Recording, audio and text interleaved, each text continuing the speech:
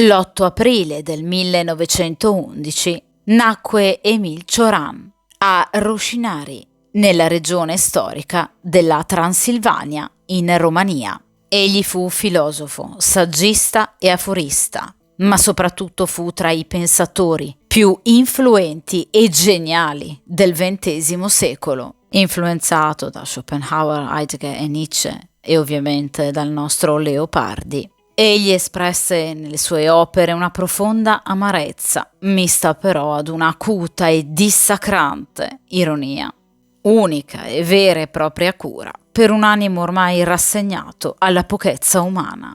Eccone alcuni degli aforismi più noti. Più si è sofferto, meno si rivendica. Protestare è segno che non si è attraversato alcun inferno. Il male, al contrario del bene, ha il duplice privilegio di essere affascinante e contagioso.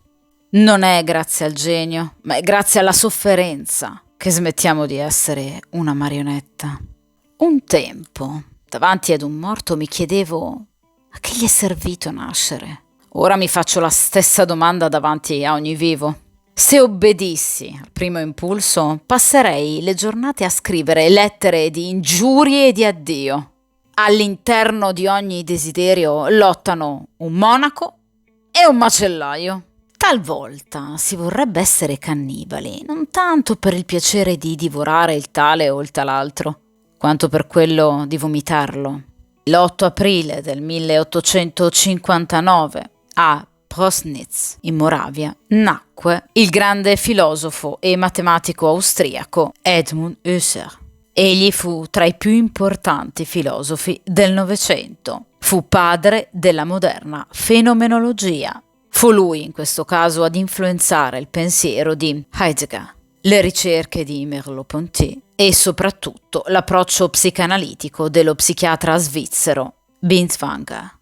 Secondo la fenomenologia, dunque, il mondo, la realtà esterna, non è soltanto un dato meramente oggettivo, a sé stante, con caratteristiche oggettive proprie indipendenti rispetto al soggetto che le rileva, bensì è un fenomeno per e della coscienza. La coscienza umana infatti dipinge, modella la realtà esterna con elementi e dati puramente personali. Egli infatti così scrisse: guardiamo alle cose stesse.